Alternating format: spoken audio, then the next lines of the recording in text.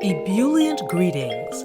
I'm your host, Jacquie Bird of Jacquie Bird Spiritual Wellness, your guide to stress and anxiety relief, mindfulness, awareness, self-care, self-love, and personal growth. Welcome and thank you for joining me as we roll with peace in mind. Hey. I'm back. I did not plan to take quite the lengthy hiatus that I did, but sometimes you need to step away, reassess, and actually experience some other things in some other ways. But I miss talking to you, so I am back. And before I get into the subject matter, I want to just tell y'all I got a guided meditation coming up with sound healing. It's via Zoom. It is called Tune In to Your Graceful Flow, a mental health tune-up with sound healing. So much stuff going on right now, especially if you're in the States. A lot of division, a lot of hate, a lot of vitriol, a lot of crap just bleeding out into our news feeds on social media. And it is always good to step away from that, give yourself a chance to decompress, regroup, ground, center, breathe, and then get back to it. So I hope that you join me. It is September 17th, which is a Wednesday. It is, I'm doing something a little different. I'm trying it in the evening. So it's 7:30 Eastern time. And, I hope that you can join me. I hope that people that are on the other side of the world who are having their morning may join me. So the information is in the description. The link to being able to register is right there. And I'll remind you later at the end of this to please register. September 17th, that's a Wednesday evening, right in the middle of the week. Step off for a bit from the grind and just ground. So, today's riff is if it's for you, it's yours. One of my mantras when I was in showbiz was, if it's for me, it's mine. I don't care who comes into the room. I used to think that. And during that time when I was auditioning and hitting the boards, I always ran into folks who were so paranoid if there were others at the audition who were their type. And that's a term meaning a person having the same look, same height, same look meaning, you might be like an ingenue, or you might be a character, or you might be a housewife, or stuff like that. Tall, leggy, blonde, etc. Anywho, so people would get tripped up about that. I'm probably not going to get this because Lisa's here and she always gets cast over me. She's the perfect body. And you know what I say about perfection. It's overrated. Whew. Because you can't grow when something's perfect. It's done. So I wrote a post eventually called No Regrets When Things Are Not Meant to Be. It's on my blog. And it talks about not looking back or regretting things that happened in the past.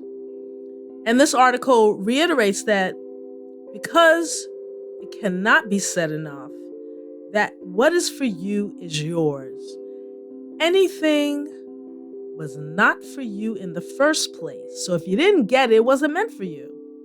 And there's no need to regret not getting it. We each are on a journey that includes deep learning in the Earth School.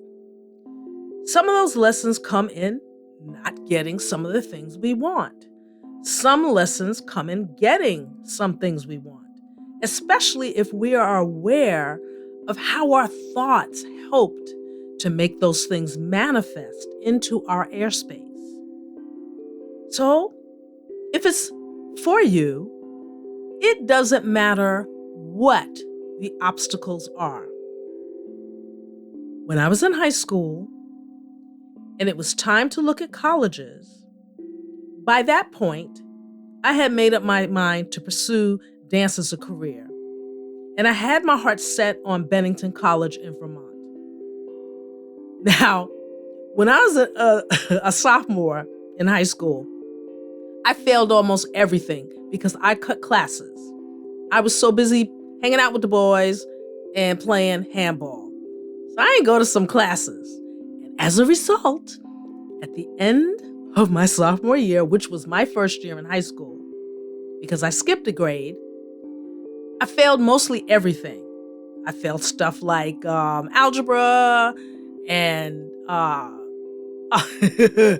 think I failed just about everything, except maybe typing, because I did show up to that. All right, so at the end of that year, I said, okay, Bird, you skipped a year. You've always had stellar grades. Get a grip. You got to make up for that. So I went to summer school for 2 years. And I was able to go back to excelling. And my grades were stellar. So I hoped to be able to apply for a scholarship. Because we ain't had no money. We were dirt poor. I mean, dirt poor. All right, so I'm excited.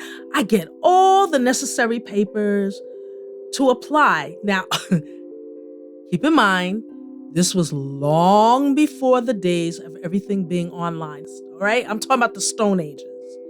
So I get all the papers, and guess what?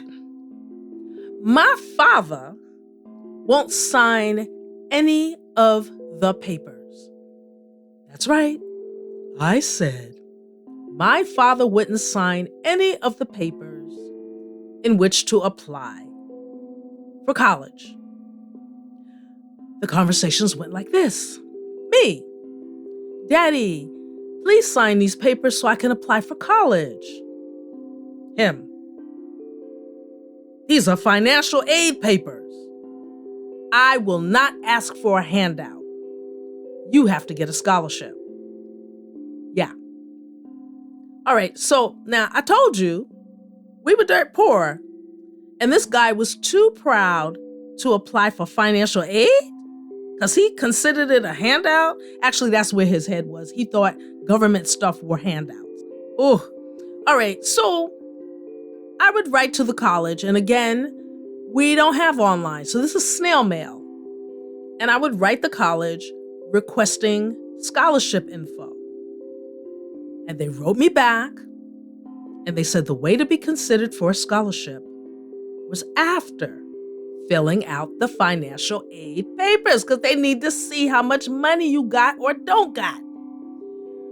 All right, I'd go back and tell him this, Daddy, but his stance was the same. So my dream of possibly going to Bennington College to pursue a dance career went up in smoke because he wouldn't fill out the papers. But remember I said that what is for you is yours? As a result of my dad's actions or lack thereof, I got into no school. And what would have been my first semester in college was spent at home babysitting for 2 women on my block and working at a daycare center. And I really didn't see any kind of future. And forget the dance world. I just went about my day, and I loved the children that I was taking care of, both the babies I was babysitting for and at the daycare center. I loved children, loved being around children. And at the daycare center, I was working with 3-year-olds, and they were just ridiculously gorgeous babies. Anyway, so I'm just going on about life, and this was long before gap years, where you take off a year and you go backpacking in the mountains or anything like that. So I'm just going through life. And I think my dreams were kind of like not existent. I don't remember dreaming. Ooh. Anyway, one day I get a phone call from an old friend. We went back to 6th grade. And she was attending City College in New York City. They had a drama department. And she calls me up. Her name was Annette. I called her Scooter because she ate scooter pies. And she's urging me to reach out to the college, City College. And they had a dance department at that time.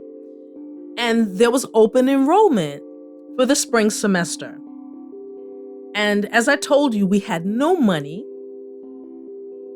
But at the time, it was $78. Can you believe that? To register for college was $78. And, but since we didn't have any money, $78 was a lot to do something that had nothing to do with buying food. So I'm kind of like, I can't do it.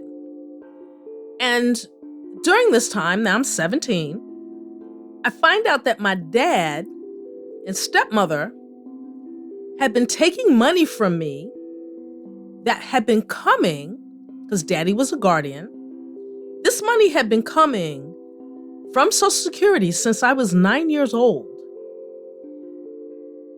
My people had been paying rent with my money for 8 years, and I knew nothing about it. The money was from my deceased mother's Social Security benefits that was for her children. Okay.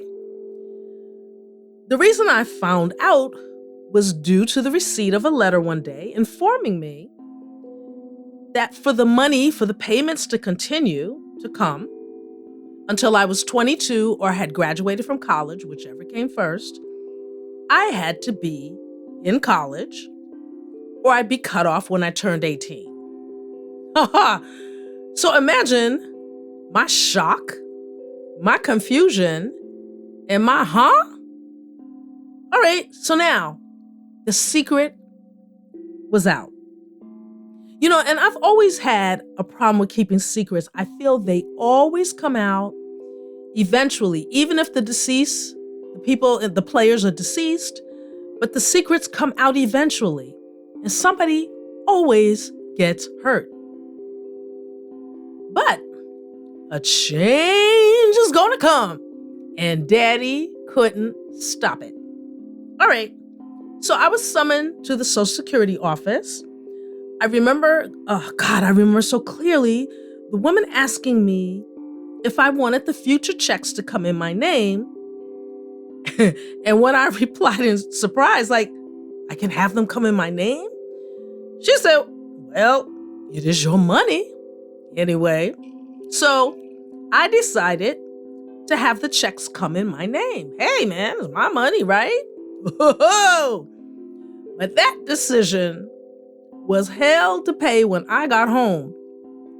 My stepmother made me feel like I had done something wrong and had me sign the checks over to them for the next 3.5 years. But try as they may, they couldn't stop what was coming to and for me, including me finally getting away from them. That was some high drama and tragic, but child, that's for another episode. I got to sit down and think about that one because that was, Anyway, I'm not out of the woods yet. Not just yet. So I go ahead and I apply to City College and I get an audition from the dance department. And I am so excited. But I don't know nothing about ballet. I took dance in high school 3 days a week because I didn't want to take gym. And I had the fortune to study with Mrs. Meisner. Mrs. Meisner, thank you forever. I love you forever. That woman changed my life. But we didn't do ballet. We did modern dance. So she didn't use technical terms. Like dégagés she called brushes, leg swings, etc.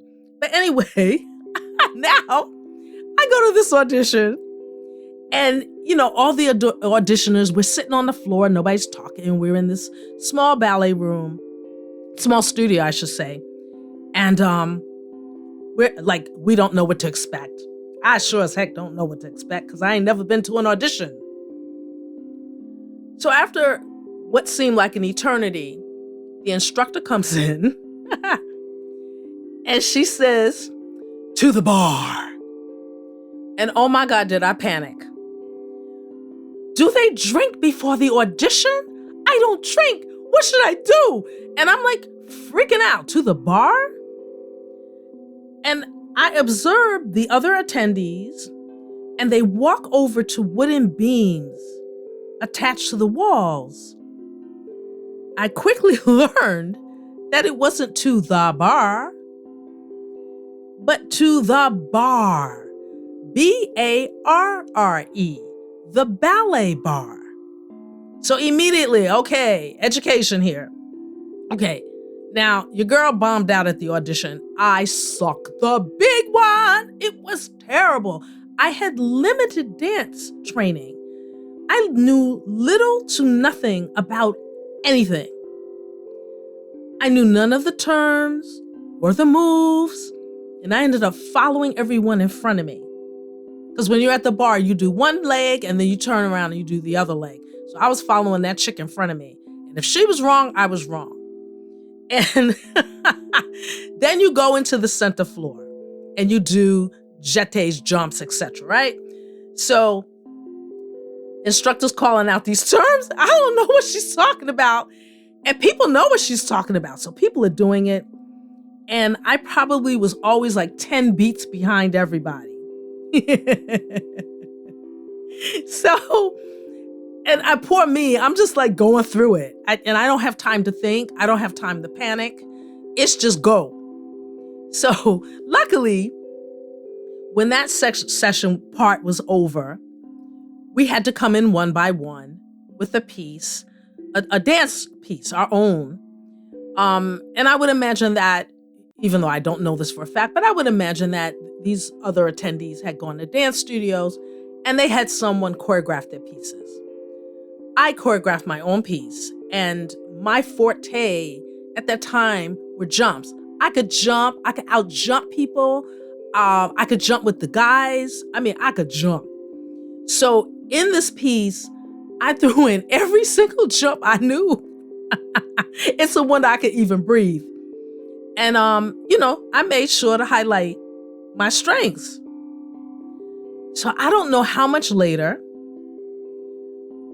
I go home, time goes by, but I get a confusing letter from the school. It was for regular registration. It wasn't from the dance department. So I was crushed. What is for you is yours no matter what. Okay, so I reported and I signed up for all the academic classes that they threw at me. When I told a woman that was processing my application, my entry, and my classes, I told her that I had auditioned for the dance program and could they find out what happened.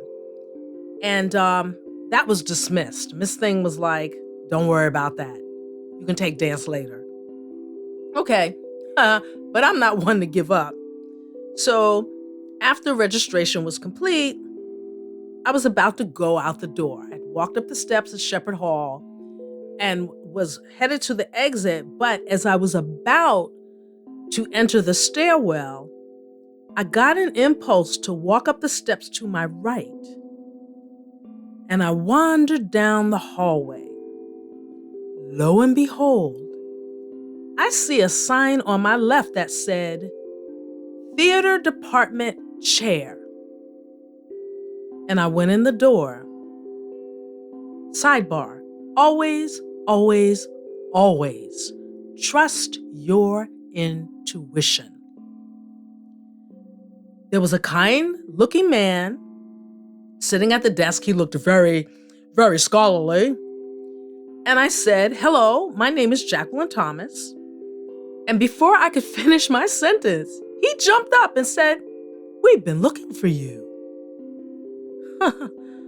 I told him about being registered for all these classes, and I pulled out the printout. And he took the paper, he tore it up, and proceeded to give me my dance classes and registered me into the department. So the rest is my history. No matter where you are right now, if you're stuck in a rut or things are not to your liking, remember that what is for you is yours, no matter what. So even after that rocky start with college, starting late in dance at age 15, when most dancers start at 2 or 3, definitely single digits. None of those obstacles or what could be viewed as shortcomings mattered. I had a clear vision in my mind of earning a living as a professional dancer. I am grateful that I really knew nothing, because it might have hindered my drive. I did not have a dancer's body. I did not have the feet of a dancer. I did not have the flexibility. I had one teacher that called my feet bricks because they didn't really point. I was kind of hippie. I had a butt. I was kind of muscular. And again, I didn't have the quote unquote goods of a dancer at that time. Now, thank goodness, you see all types of body types in dance. I'm so happy to see that.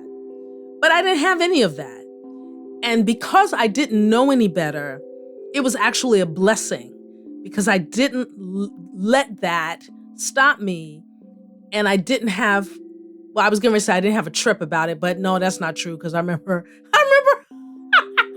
with my best friend at the time, we would go on all these starvation diets, and how I would go through all these measures to get my feet to be to be more flexible, until thank goodness I took a physiology class, and the teacher, who knew nothing about dance, had explained to us how joints worked, and that the ankle joint was a hinge joint.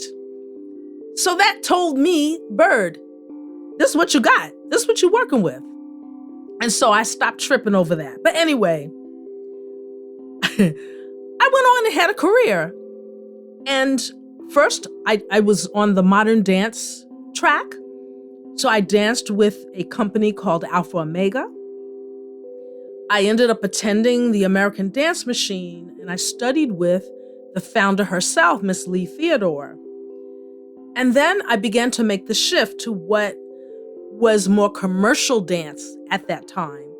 And I ended up at JoJo's Dance Factory. And it's funny because, I talk about having a clear vision. I had heard about Frank Hatchett, and I just knew that I would get there with my best friend. I waited I waited a semester for her to graduate, and I knew we would go there. I knew that he would hire us, and I knew that we would be on our way. And that's pretty much what happened. So I go to JoJo's Dance Factory, which is actually the future Broadway Dance Center. The history of that and the lineage is at JoJo's Dance Factory. But anyway, I get to teach ultimately for the legend that is Frank Hatchett. And he's another person that I am eternally grateful to and for having graced my life. So before I started my wellness business, Jacquie Bird Spiritual Wellness, there was Jacquie Bird, the triple threat, the dancer, singer, actress who performed on Broadway, stage, TV, and film. Spike Lee's School Days, anyone? I traveled the world as a guest teacher and choreographer, and I taught at universities here in the US. I have also been a choreographer throughout my life, and I continue to do so. And remember, I said what is meant for you is yours? Yeah, I know. You're like, okay, Bird, you've said it repeatedly. And I say, it never gets old because we forget.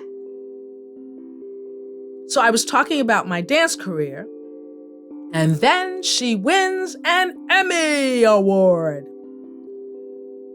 As part of the staff at the Young People's Chorus of New York City, I am a recipient of an Emmy Award, and it says on my Emmy Award, National Academy of Television Arts and Sciences, New York chapter, recognizes Jacquie Bird, a choreographer, for contributions to the Emmy Award-winning entry, Children, Youth, 12 and Under, Short or Long-Form Content, All Arts / Young People's Chorus of New York City's Topsy Turvy, New York City. The WNET Group, December 20th, 2022, New York Emmy Awards. So, Daddy and my mean old stepmom ain't stopped nothing. Because it was meant for me to follow this path and receive the blessings along it. It was already mine because it was meant for me. You too have many blessings along your path. Set your eye, heart, and mindset to raising your vibe and honing your frequency to receive.